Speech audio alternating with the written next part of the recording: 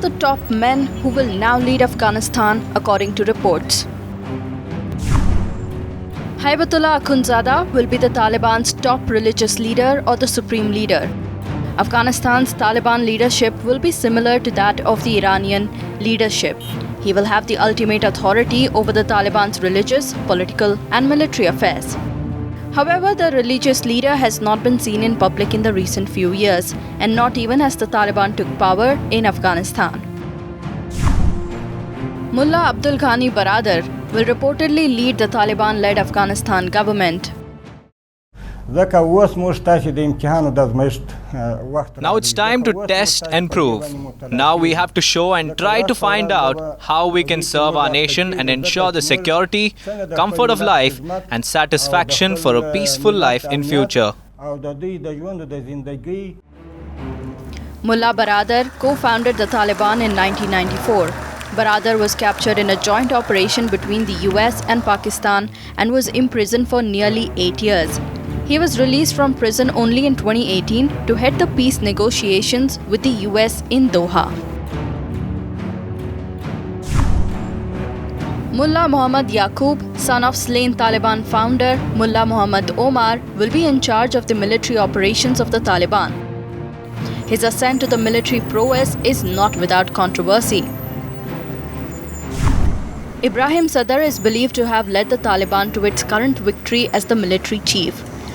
However, Sadr has now been appointed as acting interior minister.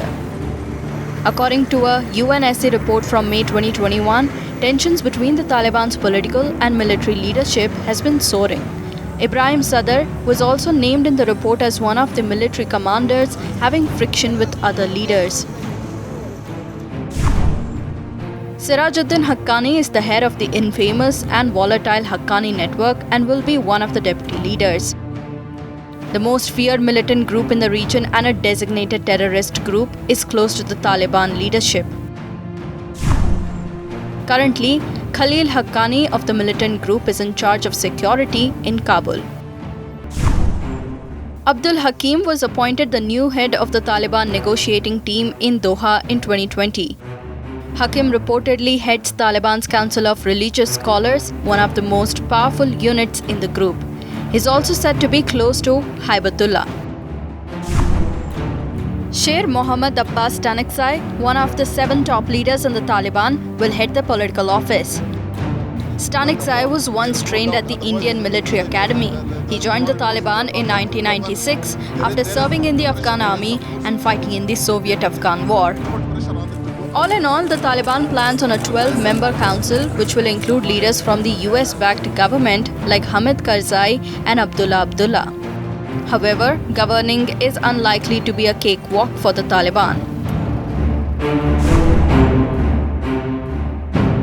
Though the Taliban came to power in a shocking blitzkrieg, it faces imminent threats from several rivals. ISIS-K poses a menace for establishing peace in Afghanistan. A rival of the Taliban, the group was responsible for the Kabul terror attack recently. The group may try to instigate conflict between the Shia and Sunni communities. The conflict between the two Muslim sects will prove to be costly for the Taliban, which is vying for support from Iran. Iran can also activate its Afghan Shia militants in a case of conflict with the Afghan minorities. While the ISIS-K may not be as big as the Taliban currently, there are fears that infighting within the Taliban ranks could see defectors. Taliban leadership has to walk the thin rope of keeping its extremist but powerful leaders and the international community satisfied. Otherwise, the Taliban may be risking defectors to its enemy group ISIS-K or being seen as a pariah state by the international community. The Panjshir resistance in comparison is still a small problem for the Taliban. The Taliban, which wants and needs international aid, especially from China and Russia, cannot allow internal instability and conflict to get out of control. For Russia, the most important factor is to keep Afghanistan terror groups free.